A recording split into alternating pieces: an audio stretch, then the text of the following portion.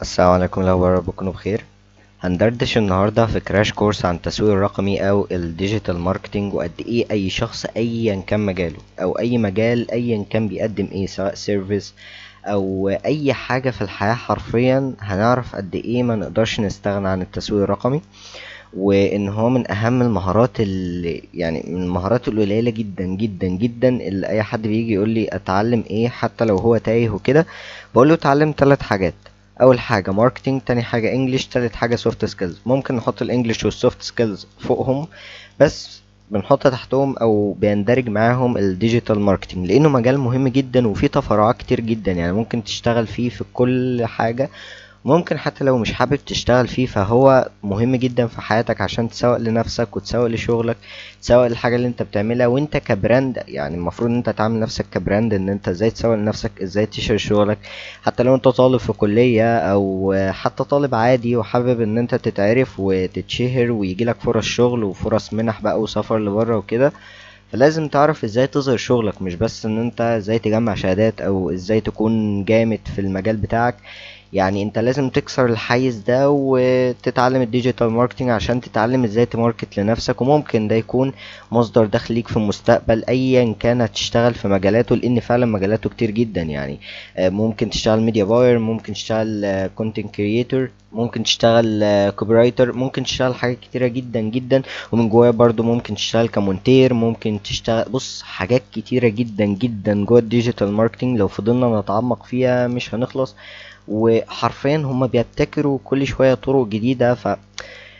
بص، يعني لو فضلنا من هنا لحد السنة الجاية نتكلم عن التوبكس او الحاجات اللي ممكن تشتغلها فعلا من الديجيتال ماركتينج، استحالة نخلص، مش عشان اي حاجة الا عشان هو فعلا مجال واسع. هو مجال واسع لأبعد الحدود، وفي حاجات كتير جدا جدا تقدر تشتغلها كطالب وكخريج.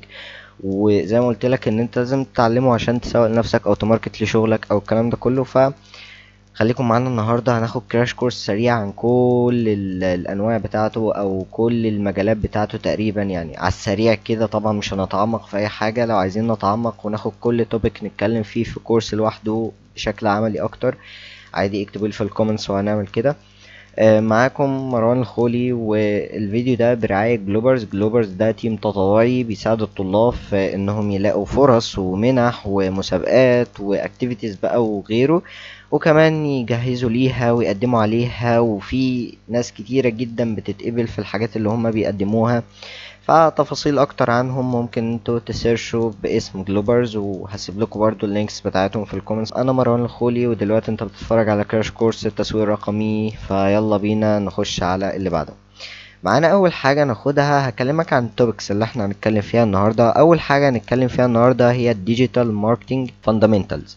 يعني ايه الكلام ده؟ يعني اساسيات التسويق الرقمي. يعني ايه هو التسويق الرقمي؟ يعني ازاي؟ انا مش فاهم المصطلح لحد دلوقتي، فانا هفهمه لك عامه.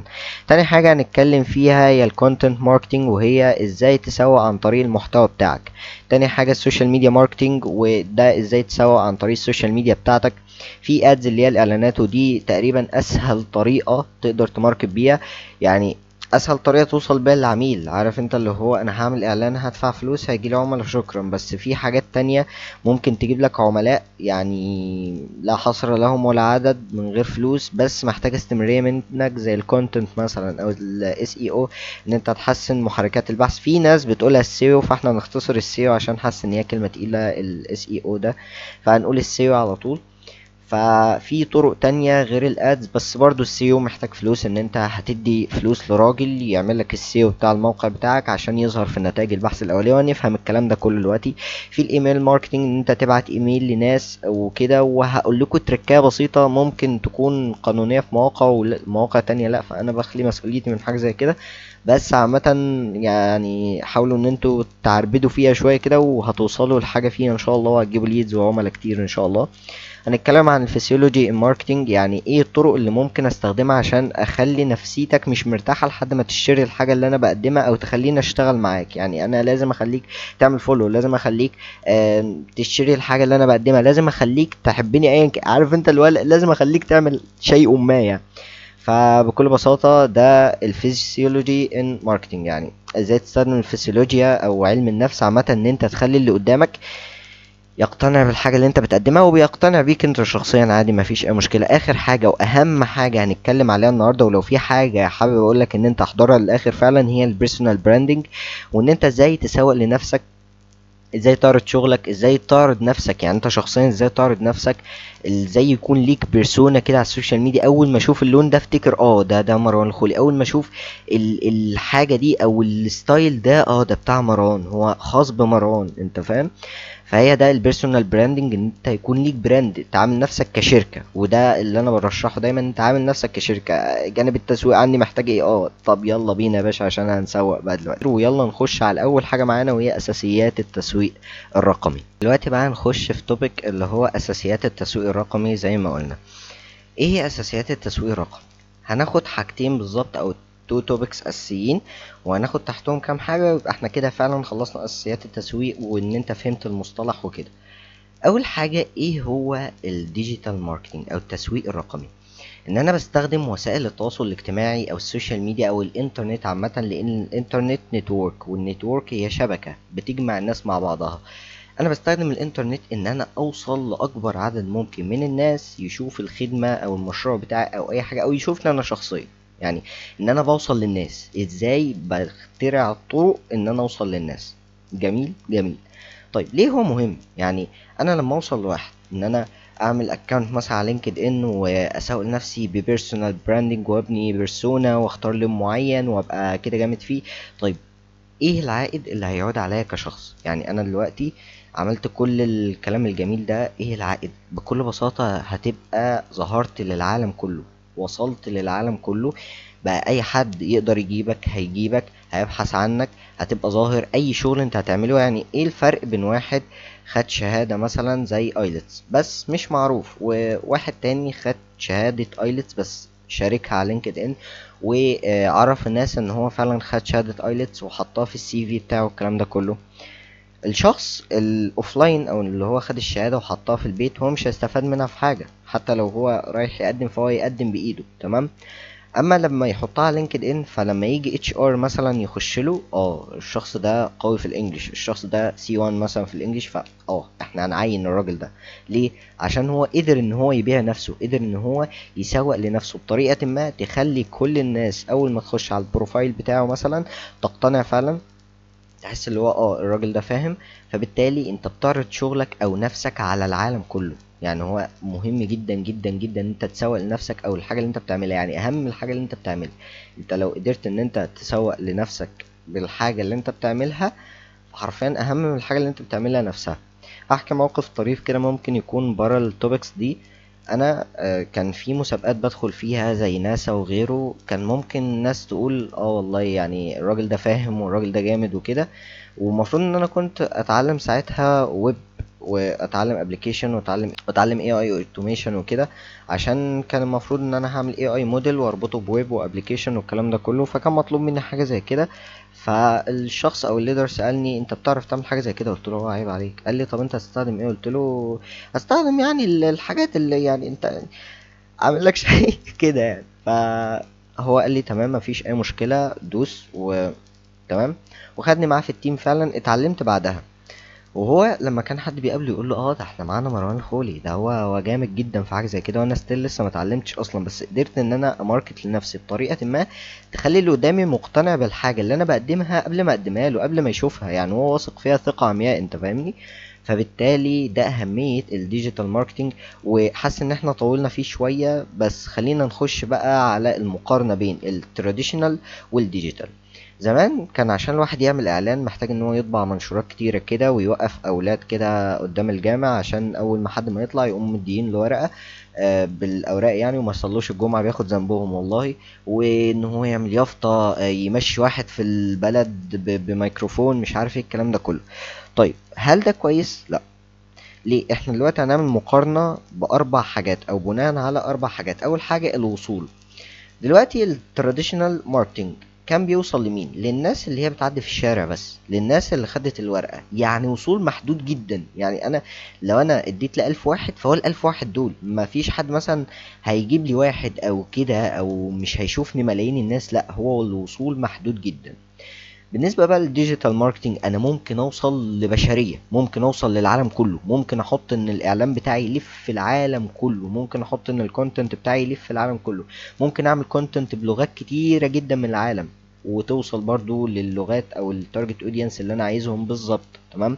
تاني حاجة القياس. دلوقتي لو انا عندي محافظة زي المنوفية مثلا، انا لو انا واحد بعمل تراديشنال ماركتنج، انا اخر المنوفية، اخر حدود المنوفية مهما حاولت، ففي الاول وفي الاخر الناس اللي هتتفرج من المنوفية ده لو حتى اهتمت، يعني محدش فينا على ما اعتقد بيهتم بيافطة مكتوبة في الشارع مثلا.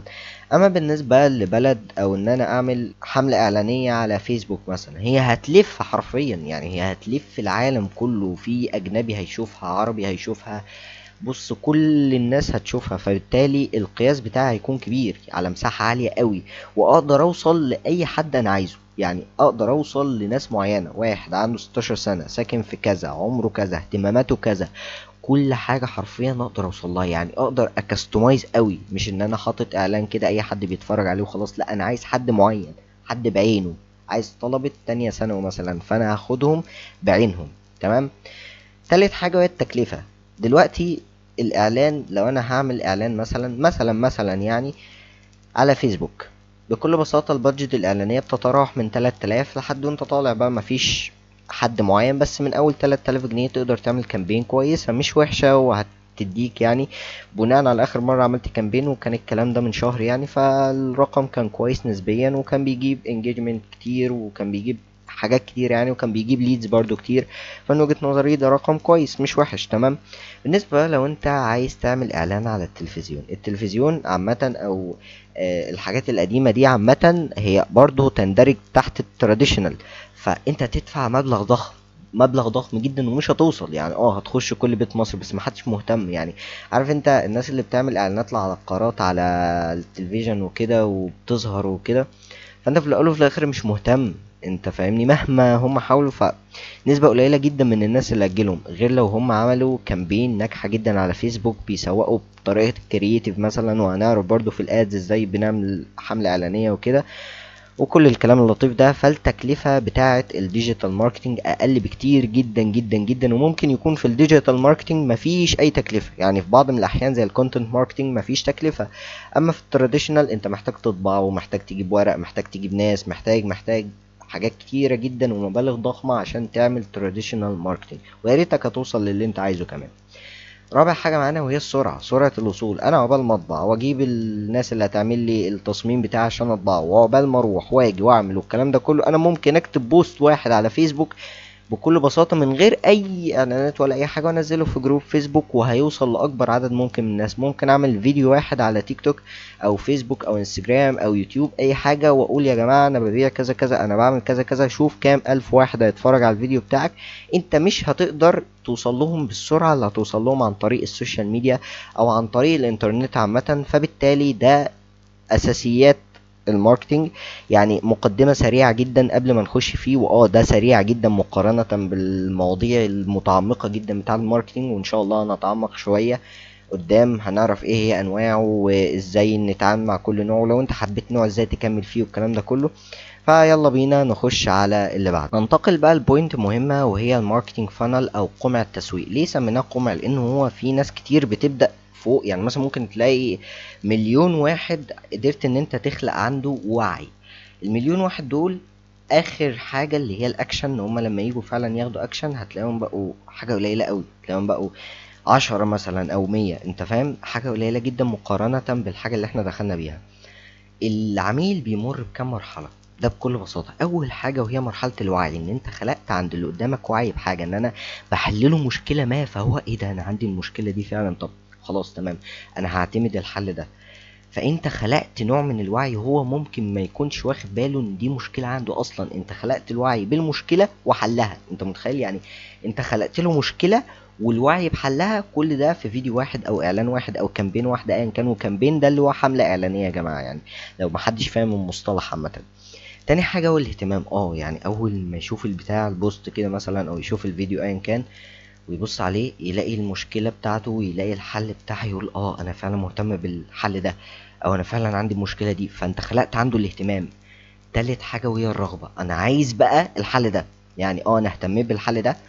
تمام، انا خلصت خلصت الوعي بتاعي، خلصت الاهتمام بتاعي، خلصت الرغبة بتاعتي. يعني انا دلوقتي عايز اشتري الحاجة دي لو هو فعلا معاه الامكانية المادية وقدرت تخلق التارجت اودينس صح. يعني مثلا ما تروحش تبيع لي عربية بورش مثلا لواحد كل اللي معاه فلوس باقة النت، انت فاهم؟ فبالتالي لازم تختار التارجت اودينس بتاعك الصح، هياخد الاكشن. يعني اخر حاجة تقريبا العميل هيمر بيها وهي الاكشن اللي هو ياخده، او الشراء، ان انا هروح اشتري. يعني اول حاجة الوعي، تاني حاجة الاهتمام، تالت حاجة الرغبة، رابع حاجة الاكشن او التنفيذ، او ان انا اشتري اروح انفذ حاجة معينة، وخامس حاجة يعني دي ممكن ما تكونش مكتوبة هنا بس ده اضافة من عندي، وده لو قدرت تخلقه فانت كده البيزنس بتاعك ناجح جدا وماشي في الطريق الصح، او انت شخصيا ناجح وماشي في الطريق الصح، وهي اللويالتي او الانتماء. ان انا اخلي الشخص يشتري مني دلوقتي حاجة، ويرجع بعدين يشتري مني تاني ويشتري مني تالت ويشتري مني رابع ويرشحني لغيره. ليه؟ لان هو انا قدرت ان انا اخليه لويال او منتمي ليا بشكل ما بقى، سواء انا وفرت له خدمة ما بعد البيع كويسة، وفرت له حاجة هو فعلا بيدور عليها، ريحته في السعر مثلا، اي حاجة من الحاجات دي، فبالتالي هو هيرشحني لغيره. يا جماعة انا اشتريت تي شيرت من ماركة كذا كذا كذا، لا روحوا اشتروا من المكان ده. ليه؟ لان انت خلقت عنده الولاء والانتماء ليك انت، للبراند بتاعك. فحتى لو البراند بتاعك غلي في فتره من الفترات، هو استحاله يبص لغيرك، استحاله يروح يقول يا جماعه خلاص انا هشتري من كذا. لا، حتى لو البراند بتاعك اغلى من الناس التانية، فانت عندك ناس هما مش هيشتروا من حد غيرك، ايا كان سعرك وايا كان انت مين، فهم هيشتروا منك انت وبس.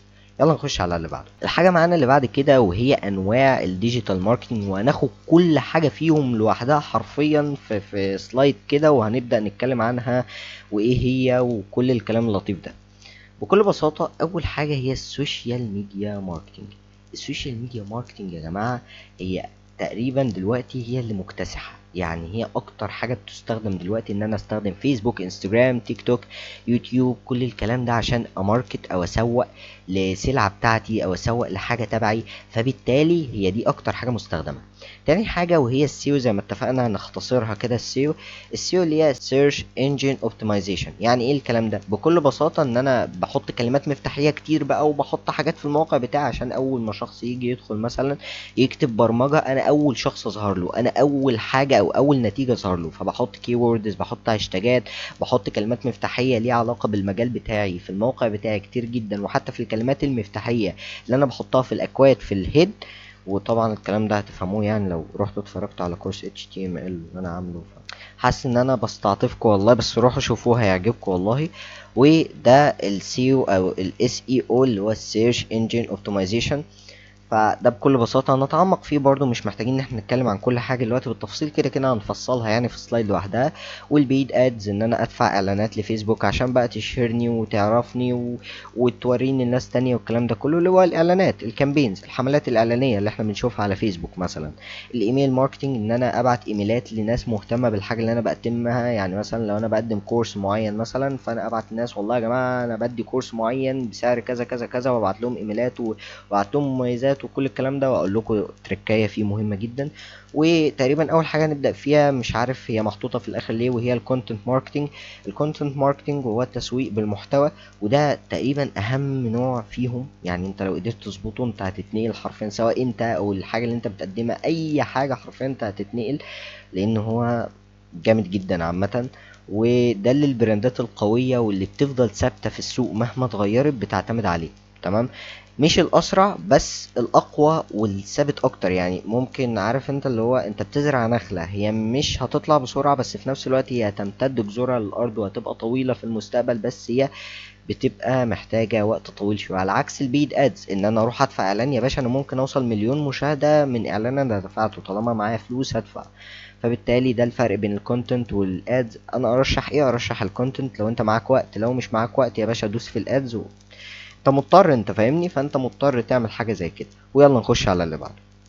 خلينا نخش بقى على سلايد من وجهة نظري الشخصية من اهم الحاجات اللي هنتكلم فيها في الكورس كله او الكراش كورس كله، وهو الكونتنت ماركتنج، ازاي تسوق بالمحتوى. خلينا الاول بكل بساطة كده نعرف ايه هو الكونتنت ماركتنج. ان انا اقدم محتوى لناس معينة، او التارجت اودينس معين، ان انا اتكلم مثلا لو انا عندي معرض عربيات، ان انا اقدم معلومات عن العربيات، وشويه شويه ابدا ان انا ابيع عادي مفيش مشكله.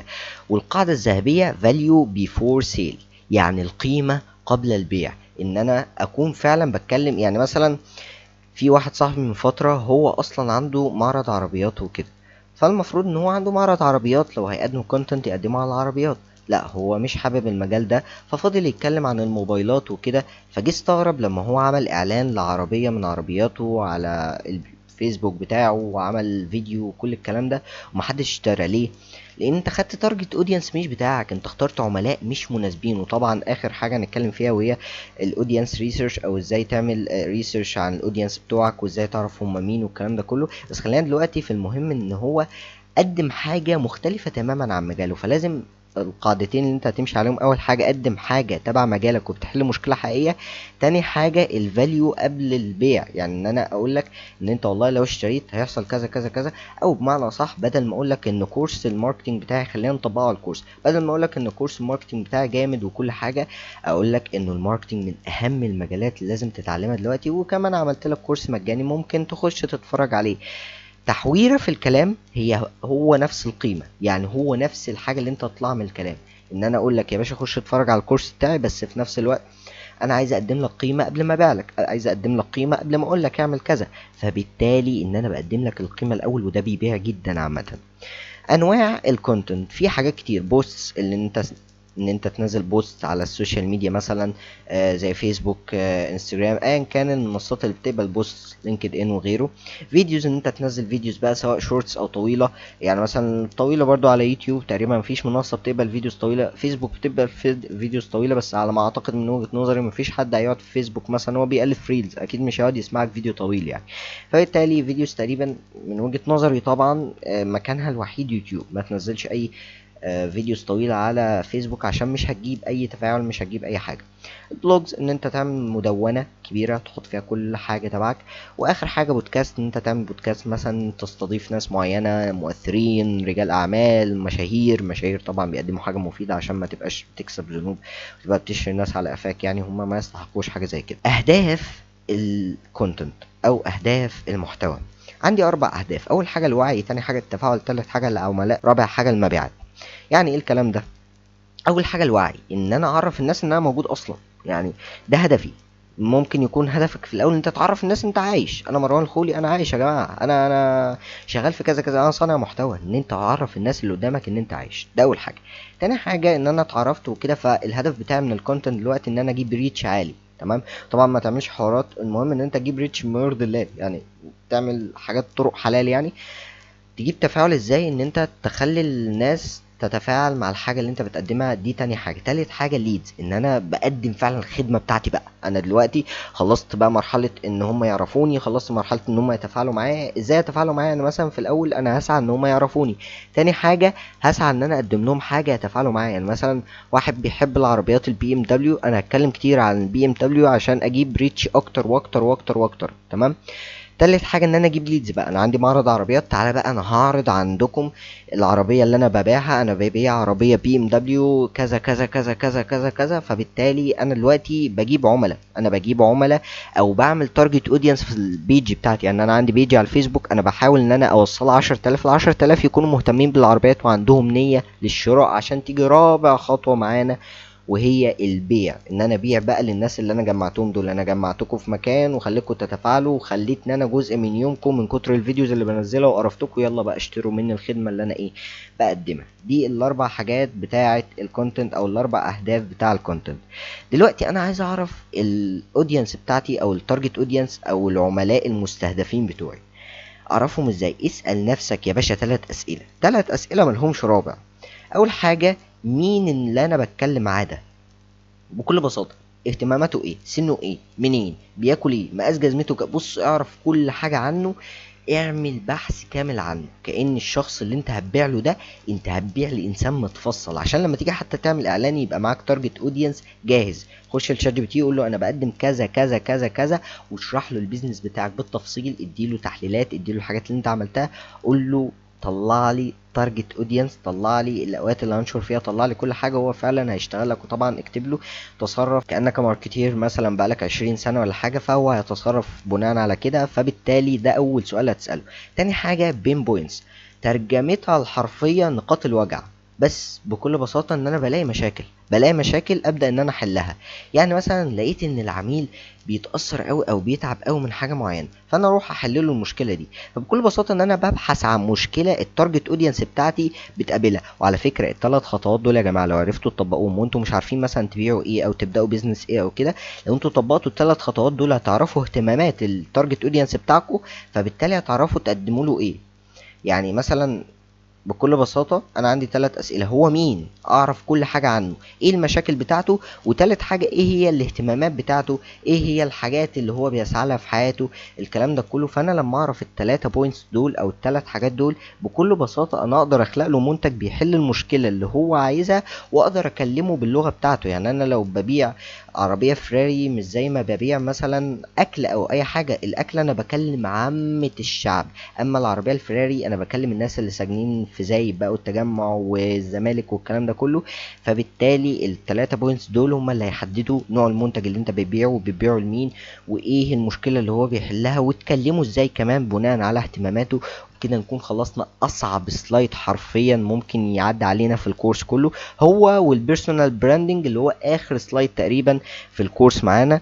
فيلا بينا نخش على اللي بعده. دلوقتي معانا موضوع مهم هنتكلم فيه، هو السوشيال ميديا ماركتنج، ازاي تسوق على منصات التواصل الاجتماعي. يعني ايه؟ يعني ان انا استخدم وسائل التواصل الاجتماعي زي فيسبوك، انستجرام، فيسبوك، تيك توك، الكلام ده كله، ان انا اوصل للعميل بتاعي. وبالكلام عن العميل هياخدنا لتاني بوينت معانا اللي هي دي التارجت اودينس. مين هو التارجت اودينس؟ وده اتكلمنا عليه في السلايد اللي فات وازاي تستخرجه. وهنسأل نفسنا 3 اسئلة، فبالتالي هنقدر ان احنا نطلع المنتج او الخدمة اللي احنا هنقدمها عشان تحل مشكلة عند التارجت اودينس ده. وفي حاجة تانية حابب اتكلم فيها وهي الديموغرافيا، اتمنى اكون قلتها صح. وهي ان انت تعرف الشخص ده ساكن فين، سنه، اهتماماته، كل الكلام ده. ممكن تبحث عن الديموغرافيا دي، معلومات بيزك. المعلومات المتقدمة بقى المشاكل اللي بيواجهها واهتماماته وكل الحاجات دي، عشان تقدر ان انت تستخدم او ان انت تستخرج المنتج بتاعك او الخدمه بتاعتك اللي هتقدمها له. ممكن تسال شات جي بي تي ايه الاسئله اللي انا اعملها عشان استخرج التارجت اودينس بتاعي، وتعمل بس تطلع راي. يعني مثلا ممكن تعمل فوت او تعمل حاجه تسال الناس اسئله عشان تقدر توصل لمشكله بيواجهها عدد معين من الناس. يعني صعوبه التواصل بين الاباء والابناء مثلا، فانت لو قدرت ان انت تحل المشكله دي فانت حليت فجوه او حليت جاب بين اب وابنه. فبالتالي انت حليت مشكله، خلقت تارجت اودينس وحاجات كتيره كده. تالت حاجه معانا ايه نوع المحتوى اللي هتقدمه. يعني ممكن يكون محتوى تعليم، وده انصح بيه وبشده. ان انت مثلا دلوقتي انا ببيع حاجه زي عربيات، المفروض من وجهة نظري الشخصية ان انا اعلم الناس عن العربيات الاول. ايه هي العربيات، ازاي استخدم العربيات، كل الكلام ده وموديلاتها، واتكلم عن كل موديل باستفاضة. وبعد كده ابدأ ابيع للناس العربيات يكونوا هما فهموها.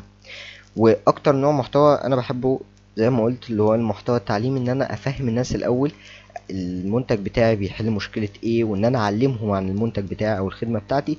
وبعدين ابدا ان انا ابيع الحاجه بتاعتي. وبرده لو انا ببني براند لنفسي انا كمروان الخولي، فابدا ان انا اعلمهم عن المجال بتاعي. يعني مثلا لو انا فرونت اند ديفلوبر، فانا ابدا اعمل كورسز او تيبس مثلا معينه في المجال بتاعي، ابدا اعلم الناس تيبس معينه في المجال بتاعي.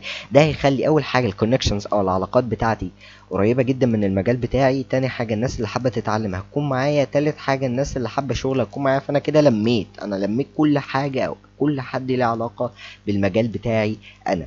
رابع سؤال: هتنشر على اي منصه؟ عندك منصات كتير بس كل واحد فيهم مخصص لحاجه. يعني لو عايز مثلا خلايجه وسعوديين وكده فانت هتستخدم سناب شات.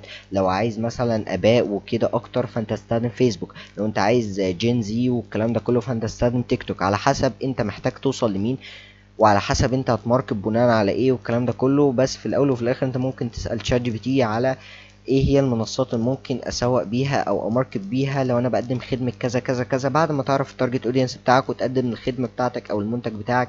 وطبعا لو انت صانع محتوى او عايز تقدم معلومات عن الكارير بتاعك او المجال بتاعك، انصحك تبدأ على كل المنصات، لان تلم اكبر عدد من الفولورز عشان ممكن تتعمق في مجالات تانية في المستقبل.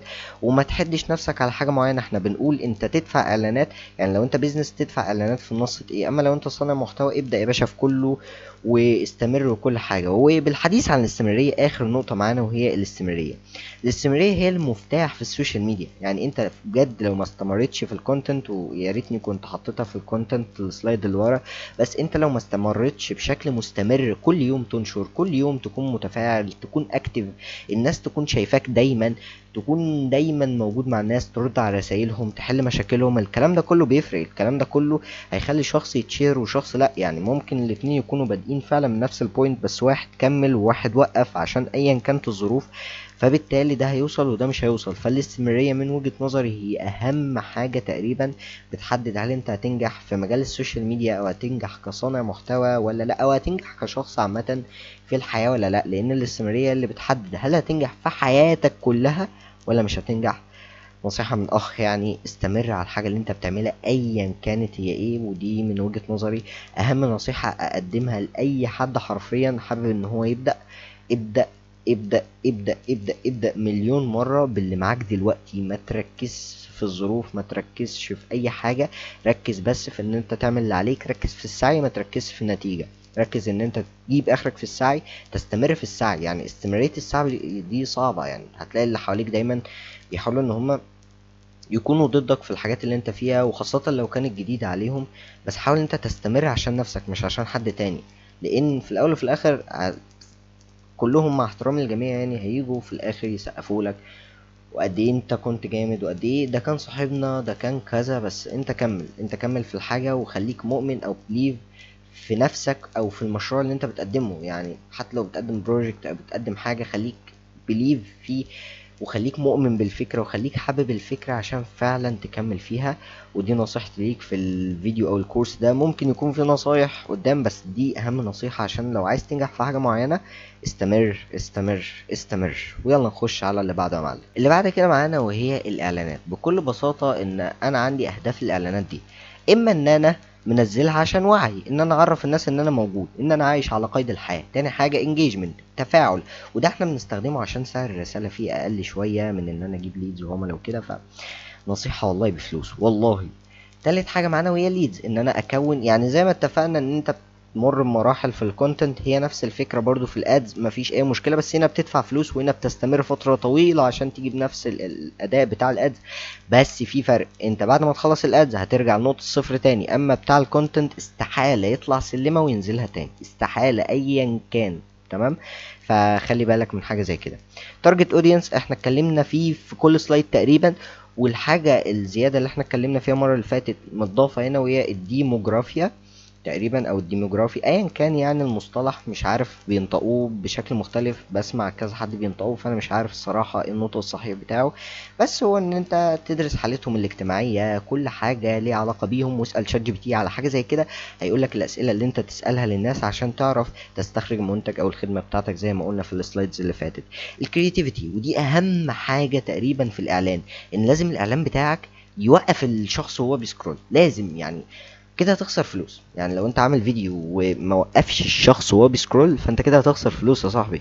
فلازم يكون في كرييتيف، لازم تقعد كده تفكر ازاي هتضحك الشخص اللي قدامك، ازاي هتشد انتباهه، او ازاي هتاخد الاتنشن بتاعه عشان يكمل الاعلان بتاعك لحد الاخر. حتى لو مش هيشتري، بس ده مفيد ان هو يكمل للاخر في الاعلان بتاعك، فهو يكون مهتم بالحاجه اللي انت بتعملها حتى لو مش هيشتري دلوقتي. المهم ان هو يزود ليك الواتش تايم او ساعات المشاهده، لان ده هيخليه ينتشر اسرع ويجيب ناس اكتر واكتر. فلازم تهتم بالكرييتيف في الاعلانات بتاعتك. البادجت، ودي الفلوس اللي انت هتحطها. فمن وجهة نظري الشخصية انا جربت بادجت من اول 3000 وظبطت. في ناس جربت حاجة زي كده وما ظبطتش، ما جابت لهمش اي رسائل، ما جابت لهمش اي حاجة. فبالتالي ظبط البادجت بتاعتك بناء على هتبيع ايه، وخد 20% من سعر المنتج. بمعنى لو انا عايز دلوقتي ابيع 100 حاجة مثلا، سعر الحاجة فيهم 100 جنيه، فأنا عايز أبيع ب10 آلاف جنيه، فهدفع إعلانات 2000 جنيه. ليه؟ عشان أنا باخد 20% تقريبا من سعر الحاجة اللي أنا ببيعها عشان أبيع بالرقم ده. فطبعا ده هتقيس عليه نجاح الإعلان. يعني لو الإعلان بتاعك أنت دافع فيه 20% من سعر الرقم اللي أنت عايز توصله، ووصلت مثلا لنص الرقم اللي أنت عايز توصله ده، فأنت الحملة بتاعتك فشلت. لو وصلت للرقم ده فعلا اللي أنت حاطه في دماغك، فالحملة بتاعتك نجحت. ولازم ده اللي هينقلنا يعني للنقطة اللي بعدها، ان انت لازم تحلل. يعني النتيجة اللي تطلع لك كده يا باشا، انت دلوقتي دفعت وليكن 2000 جنيه عشان توصل ل10 آلاف، وصلت ل5000 جنيه بس. فبالتالي انت تقعد مع نفسك، ازاي انا ما وصلتش للنتيجة الحقيقية؟ ممكن يكون عشان انت بتتأخر في الرد على الرسائل، ممكن يكون ده بيضيع منك عملاء كتير جدا. ممكن تكون طريقة ردك مش احسن حاجة، او طريقة ان انت تعرض المنتج بتاعك مش احسن حاجة، فانت تركز في المستقبل على حاجة زي كده. فانت لازم تحلل وخش. لو انت مش قادر ان انت تفهم السوشيال ميديا بتاعتك دلوقتي زي ما انا ما كنت بعمل في التشانل بتاعتي زمان، خش الشات جي بي تي، خد له سكرين شوت. انا عايز دلوقتي افهم ايه الكلام او التحليلات اللي مكتوبه دي. هيقول لك والله انت ناقصك كذا كذا كذا كذا كذا، اشتغل عليه. وكنت فعلا الحاجات اللي هو بيقولها لي بشتغل عليها، وكانت بتطلع لي نتائج فوق الممتازه قبل ما ادرس تسويق، او قبل ما ادرس اي حاجه، او قبل ما افهم اي حاجه. فبالتالي هو هيساعدني كتير. والاي اي سهل على الناس في كل حاجه يا جماعه، ومش هيستبدلنا، وده قولا واحدا ان شاء الله، الا بعد 100 سنه ولا حاجه، وانت هتكون يعني ايه، كلنا في عداد الموتى يعني، فمش هنلحق نشوفه وهو بيستبدلنا الا لو حصلت معجزه الهيه يعني. ويلا نخش على اللي بعده. السيو هو الحاجه اللي هنخش عليها بعد كده. السيو هنتكلم عن 4 توبكس اساسيه، هما دول اللي هنتكلم عليهم وهنستفيض فيهم شويه. السيو هو ان انا اول ما اخش ابحث عن مروان الخولي، هو اول حد يطلع لي في نتائج البحث، او الموقع بتاعه يطلع لي في اول نتائج البحث. ان انا لما اخش اكتب مطعم، المطعم الاول اللي بيطلع لي في نتائج البحث هو ده اللي مهتم بالسيو جدا جدا جدا جدا بتاعه. طيب، اول حاجه الكيوردز دي اللي هي الكلمات المفتاحيه. ان انا مثلا مطعم، مثلا بقدم بيتزا مثلا او كده، ايه الكلمات اللي ممكن الشخص يخش على جوجل، او العميل بتاعي يخش على جوجل يكتب والله انا عايز اكل بيتزا، ازاي تعمل بيتزا، اقرب محل بيتزا، مش عارف ايه. فبالتالي ايه الكلمات المفتاحية اللي انا احطها او الشخص بيبحث عنها؟ يعني العميل بتاعي بيخش يكتب مروان الخولي، فبالتالي مروان الخولي يظهر له. فالكلمات المفتاحية اهم حاجة بتتحط فين. يبقى الكونتنت بتاعك او المحتوى بتاع الويب سايت بتاعك يكون قوي، يكون فيه كلمات مفتاحية. يعني مثلا ما يبقاش احنا بنقدم طعام لذيذ، محدش هيبحث عن كلمة طعام، بدلها بأكل لذيذ ايا كان. فانت بتبدل الكلمات العاديه اللي محدش بيبحث عنها اصلا لكلمه كل الناس بتبحث عنها لما تكون جعانه، او لما تكون بتدور على الخدمه او المنتج اللي انت بتقدمه. وده هينقلنا لنقطه الكونتنت، ان المحتوى بتاع الموقع بتاعك لازم يكون قوي جدا جدا جدا جدا جدا. وده هينقلنا لتالت نقطه، وهي المحتوى ده هيكون جوه ولا بره الموقع. لو جوه يبقى جوه الموقع اون بيج سيو. لو بره يبقى اوف بيج سيو. ان مثلا موقع زي يونيسف يكتب عني مقال مثلا ويحط اللينك بتاع الويب سايت بتاعي، فكده انا كسبت سيو قوي جدا، وده موقع موثوق. شوف كام زياره هتيجي للموقع بتاعي عشان بس موقع مشهور حط اللينك بتاعي في الموقع بتاعه. اخر حاجه وهي التكنيكال سيو. هل الموقع بتاعي سهل الوصول؟ يعني اول ما اكتب على جوجل مثلا هلاقيه، ولا صعب وهلاقي فيه تعقيدات وكده؟ تاني حاجة، هل سريع؟ يعني مثلا ان انا اخش الموقع، اخش على الصفحة دي، ولا في بيانات تقيلة وانا مستضيفها على استضافة خفيفة جدا ورديئة جدا، فتلاقي الموقع بطيء وعقبال ما انتقل من بيج لبيج. حتى لو الانترنت بتاعي 5G وقوي جدا وهوائي وكل حاجة، انا مش قادر ان انا اوصل لاي حاجة من الحاجات دي. فبالتالي الموقع بتاعه لازم يكون سريع، لازم يكون امن جدا جدا على بيانات العملاء، يعني السكيورتي بتاعه يكون قوي، السرعة بتاعته تكون قوية، سهولة الاستخدام بتاعه يكون قوي وبتاع. فبالتالي سهولة الاستخدام او سهولة التعامل معاه يكون فريندلي للمستخدم. وده بيرجع للمبرمج او المطور اللي طور الابليكيشن او طور موقع بتاعي. فبالتالي هي دي الفكرة، يعني هو ده بيرجع له. يعني النقطة دي بترجع للمطور او المبرمج او المهندس اللي عامل لك الموقع او الابليكيشن بتاعك. يبقى كده خلصنا السيو، وخلينا نخش على الحاجة اللي بعد كده يا معلم. جينا بقى يا معلم لبوينت الحاجة اللي كنت عايز اقولها لك من اول فيديو بتاع، بس حبيت ان انا اجيلك بقى في الايميل ماركتنج يا معلم. الايميل ماركتنج اول حاجة ان انا اعمل اكسل شيت كده مجمع فيه اسامي وايميلات الناس. فبالتالي ان انا عملت ايميل ليست. هعملها ازاي بقى يا مروان؟ في مواقع بتديك ايميلات، يعني مثلا لو انت شفت شركات العقارات بتجيب ارقام ناس وايميلات ناس وتبدا ترن عليهم وتبعت لهم والكلام ده كله، هي نفس الفكره ان انا بعمل ليست في الكلام ده. في موضوع قانوني ان انت تخش على مواقع بتديك الليست دي بفلوس، وفي غير قانوني بس مش هينفع اقول لك الطريقه كده يعني. بس في طريقه غير قانونيه وبتديك حاجات غير محدوده يعني. فانا بريء منك، حتى لو رحت بحثت وعرفتها فانا بريء منك. مش هتقدر توصلها بسهوله لان هي معقده شويه. تاني حاجة وهي أهدافه. ليه؟ أول حاجة بيع، إن أنا بقدم كورس، فوالله يا جماعة أنا بقدم كورس، أنا داخل أبيع لك الكورس بتاعي في إيميل، بيبقى مختصر جدا جدا جدا. تاني حاجة الأويرنس أو الوعي، إن أنا بوعيه بمشكلة عنده برضو، أوعيه إن أنا موجود، أي حاجة من الوعي اللي عندي. تالت حاجة ال relationship with the client، ان انا مثلا دلوقتي الكلاينت بتاعي انا عامل منصه كورسات وهو دخل اشترى كام كورس وبتاع، فانا كل شويه ابعت له ميل، طب انت كويس، طب هل الكورس عجبك، دلوقتي احنا قدمنا كذا كذا. فبالتالي انا بوطد العلاقه بيني وبين الكلاينت ده، وده بينقلنا لنقطه الولاء، ان هو بيكون عنده ولاء او انتماء ليا قوي. لما انزل اي كورس على المنصه بتاعتي هو هيكون اول واحد بيشتريه. ليه؟ لان هو شاف خدمه ما بعد البيع كويسه جدا. الايميل كونتنت احنا بنكتب ايميل مختصر جدا يعني. من الحاجات او التجارب، يعني كان في شيف انا مش متذكر اسمه صراحه او مش عارف اسمه، بس هو انا بحبه جدا. الشخص ده بيطبخ وكده. الشخص ده بيقول ان هو قفل الواتساب وبدأ يتعامل بالايميل او يتعامل مع اصدقائه والناس القريب منه بالايميل، عشان شايف ان ده اسهل حاجه واكتر حاجه بتوفر وقت، ان هو يبعت له ايميل يرد عليه شكرا.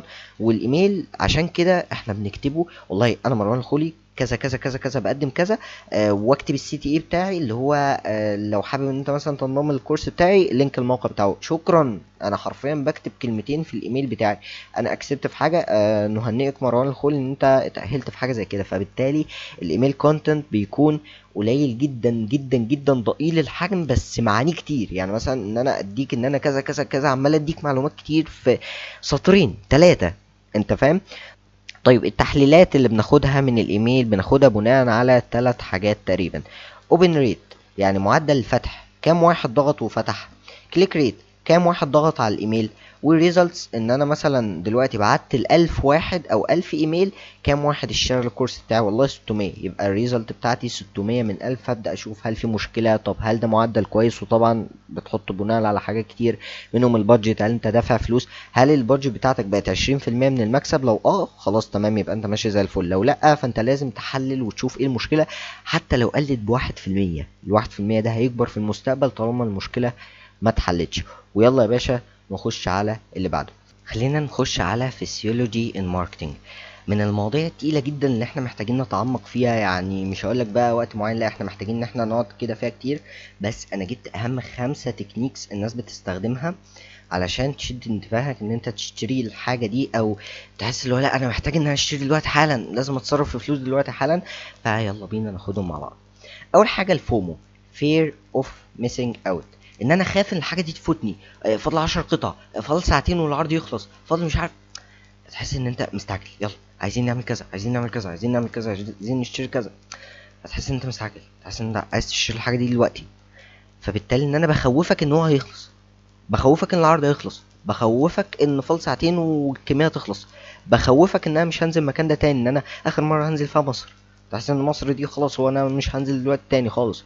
هخوف. بص، وده شفته في بوست حرفيا في فيسبوك امبارح وانا بقلب بالصدفة، عشان بقلب في حاجة معينة عشان ادور عليها، لقيت حرفيا اعلان بيقول انا يو جي سي كريتور، انا هنزل مصر كمان اسبوع. حرفيا كمية ناس معلقالها، مش عشان اي حاجة غير انها خوفت الناس. ده هتنزل مصر اسبوع بس من دبي، فلازم ان احنا نستغل حاجة زي كده، مش عارف ايه، ممكن ما نلاقيهاش تاني.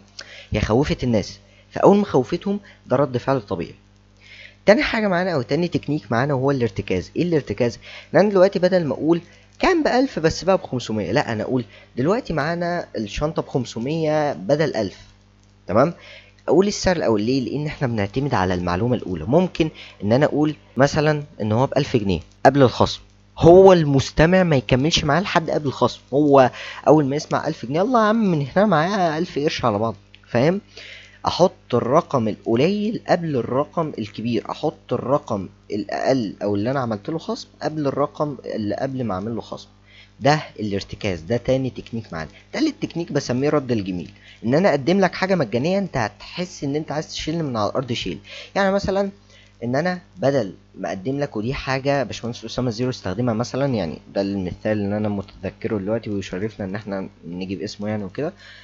هو اول حاجه قدم لك كورسز كتير قوي على الشانل بتاعته، راجل يشكر، عمل كل حاجه ممكن تتخيلها في البرمجه يعني عامه على الشانل بتاعته. بعد ما خلص الكلام ده كله عمل كورسز مدفوعه على الويب سايت بتاعه، وبدأ ان هو يحط فيها مجهود طبعا، يعني مثلا 50 بروجكت بايثون مش عارف إيه الكلام ده كله. فبالتالي هو حط مجهود في حاجه معينه، مثلا زي ان هو قدم لك حاجه مجانيه، فانت عايز تفيده باي طريقه هتروح تشتري الكورس بتاعه. ده رد الجميل، انت عندك احساس من جوه ان الشخص ده افادك، الشخص ده خلاك تشتغل، الشخص ده من غيره ما كنتش هتتعلم برمجه، فبالتالي انت عايز ترد الجميل ليه. فبتحاول تعمل اي حاجه ليه بفلوس عشان ترد له الجميل اللي هو كان سبب فيه. رابع حاجه التجارب او السوشيال بروف. بكل بساطة ان انا بجيب ناس معايا اشترت الحاجة اللي انا بقدمها واخليهم يقولوا رأيهم بكل صراحة.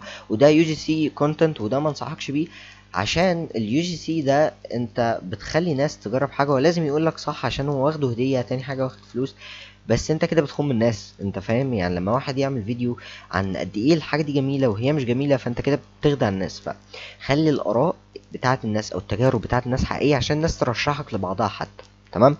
اخر حاجه وهي الاستعجال، زي الفومو بالظبط بس مرتبطه بوقت، ان فاضل ساعتين والكميه تخلص، فاضل 10 ساعات ونطلع الرحله، فاضل مش عارف ايه، فهي وقت مرتبطه بوقت. يعني الفومو مرتبطه باي حاجه فيها خوف، اما دي الاستعجال ان انا بخوفك برضو كل حاجه، بس بربطك بوقت، ان انا لو انت ما اشتريتهاش دلوقتي وقتها هيعدي والله للاسف. يعني كان نفسي افيدك بس وقتها هيعدي للاسف. فدي اهم 5 تكنيكس من وجهة نظري الشخصية شفتهم مهمين وبيستخدموهم كتير جدا، يعني بشوف امثلة كتير في اليوم عليهم، فحبيت ان انا اجيبهم. يعني دول 5 تكنيكس، وطبعا البرزنتيشن دي هسيبها لكم في الكومنتس، ولو نسيت يعني يا ريت حد يقول لي، او هسيبها لكم في الديسكريبشن، ولو نسيت يا ريت حد يقول لي عشان اخد اللينك بتاعها بقى واديها لكم كده وتستفيدوا منها لو انتوا حابين تستفيدوا منها في المستقبل وكده. ويلا نخش على اللي بعده يا صديق. اخر حاجه هنتكلم عليها النهارده وهي البيرسونال براندنج. اول جمله هناخدها هي الجمله اللي فوق دي: انا بساعد فئه معينه عشان يحققوا نتيجه معينه من خلال مهاراتي في حاجه معينه. يعني ايه الكلام ده؟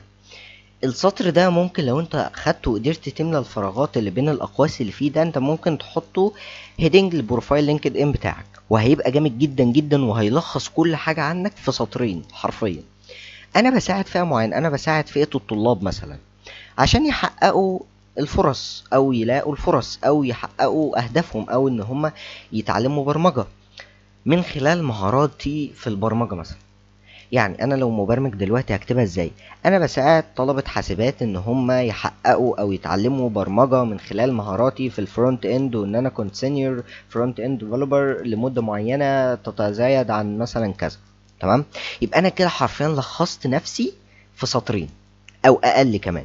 فحرفيا انت ممكن تاخد السطرين دول وتعرف بيهم نفسك لاي حد: انا بساعد كذا عشان يوصل نتيجة كذا من خلال مهارتي في كذا. بس حرفيا دول ال3 حاجات اللي لو قلتهم انت كده لخصت كل حاجة عنك. تاني حاجة وهي التخصص، او ان انت تختار نيش معين ليك انت وبس. يعني ايه؟ يعني مثلا ما اتكلمش شويه في البرمجه واتكلم شويه في مش عارف ايه، طالما انا عندي مجال معين مركز فيه، وهو مجال مثلا الماركتينج مثلا.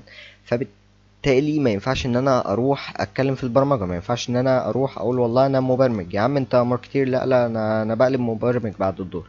فبالتالي لازم اختار مجال معين او نيش معين ان انا امشي فيه واتراك فيه، وافضل ان انا متتبعه لحد ما اجيب اخره. يبقى الناس اول ما تشوفني تقول اه ده مروان الصانع محتوى او المشهور، او مروان المبرمج، مروان مش عارف ايه. فبالتالي اربط اسمي بالوظيفة بتاعتي او الحاجة اللي انا بقدمها بالفئة اللي انا بقدمها بكل حاجة.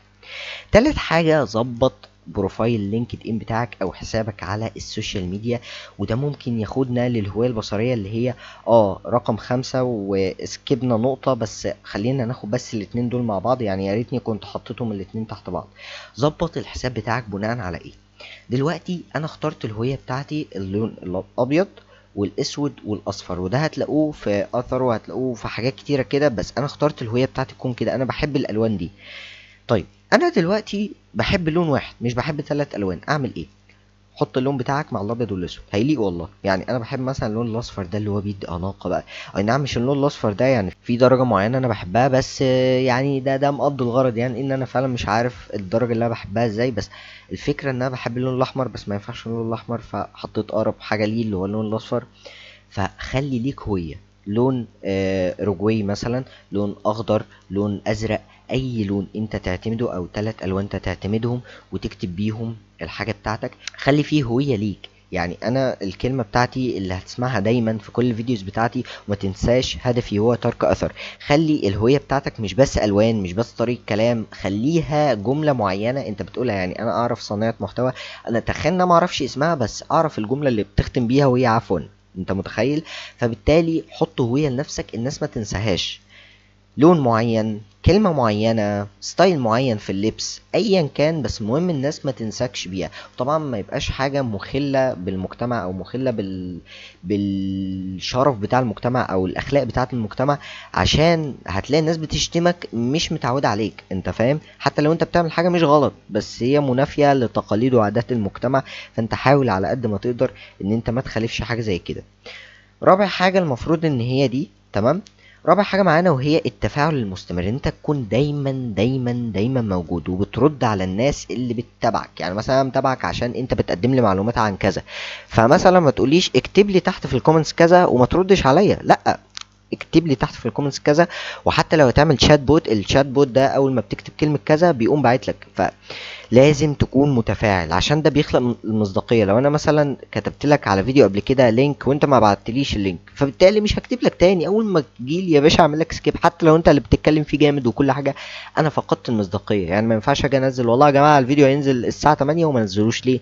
فقدت المصداقيه. لما تظهر قدامي تاني لا، اعمل لك سكيب يلا من هنا. تمام. فبالتالي التفاعل مستمر. فاضل حاجتين يا باشا، ودول اهم حاجتين هتسمعهم في الفيديو كله. يعني تخيل ان اخر حاجتين او في الكورس كله هتسمعهم في اخر الكورس. الاهم من الشغل عرض الشغل. يعني زي ما ذكرت في المثال في اول كورس ان انا كنت في المسابقه بتاعه ناسا سبيس ابس. انا دخلت المسابقه وانا معرفش اي حاجه عن الاي اي، او معرفش ازاي اعمل اي اي موديل واربطه بالاي بي اي بتاع الويب بتاعنا وبتاع الابليكيشن بتاعنا وكده. ودخلت فعلا واتعلمت. ليه؟ لان انا الشخص اللي معايا اول حاجه عارف ان انا بتعلم الحاجه بسرعه قوي. تاني حاجه ان انا قلت له ان انا بعرف اعمل ده. يعني تخيل ان هو خد الثقه لدرجه ان هو قال لي انت بتعرف يلا بينا خلاص، هو ما راجعش ورايا. تمام. فانت اهم من الشغل بتاعك. يعني ممكن تكون ما بتعرفش تعمل حاجه بس عرضت نفسك بشكل كويس، خلى اللي قدامك يثق فيك ثقه عمياء ان انت هتعمل له او تنفذ له الحاجه او المشكله او تحل له المشكله بتاعته. فبالتالي اهم من الشغل عرض الشغل. شفت عامه تويته لباشمهندس احمد اسماعيل اللي هو خليك فزلوك وكده، وده عمل هويه برضو اللي هي خليك فزلوك والتيشيرت الازرق والخلفيه البيضاء. فبالتالي هو عمل هويه، خد كلمه ليه. وشفت له تويته مره قال زي ما بتتعب ان انت تشتغل، اتعب ان انت تظهر الشغل. بل بالعكس، اتعب ان انت تظهر الشغل اكتر ما بتشتغل. يعني فكره ان انا مش موجود على السوشيال ميديا وعمال بداحر في الحياه، فانا الشهادات اللي انا خدتها دي كلها هحطها يعني في الدولاب بتاع بيتنا. تمام. فبالتالي لازم ان انا اظهر الشغل بتاعي اهم من ان انا اشتغل. يعني اهم من ان انا اشتغل ان انا اظهر الشغل بتاعي. مش بقول لك قدم كونتنت بس، المهم ان انت تكون متفاعل، تكون موجود، يكون الناس كلها عارفاك ان انت تبع كذا كذا كذا كذا. هي دي الفكرة. قاعدة يعني انا لسه بطبق فيها، يعني ما ينفعش ان انا انصحك بيها بس انا بقول من باب العلم بالشيء. حمل 100 فيديو من غير ما تبص على النتائج. باشمهندس احمد ابو زيد دي نصيحته عشان نبقى واخدينها منه صريحة.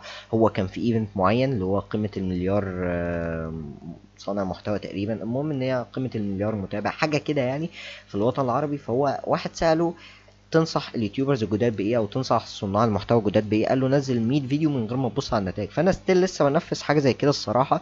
بس انا شايف ان باشمهندس احمد ابو زيد دلوقتي ما شاء الله عنده 9 مليون ونص وقرب على 10 مليون ما شاء الله عليه، وعنده استمراريه عاليه جدا وبقاله اكتر من 15 سنه بيقدم محتوى على ما اتذكر يعني. وراجل مهندس ووصل من اقل الامكانيات. فمن وجهة نظري الشخصية يعني هو كان طلع في بودكاست مرة بيقول ان اللاب بتاعه كان بيحط له تلج عشان يصدر بس الفيديو بتاعه بره برنامج المونتاج. فبالتالي انا الصراحة بثق في كلامه.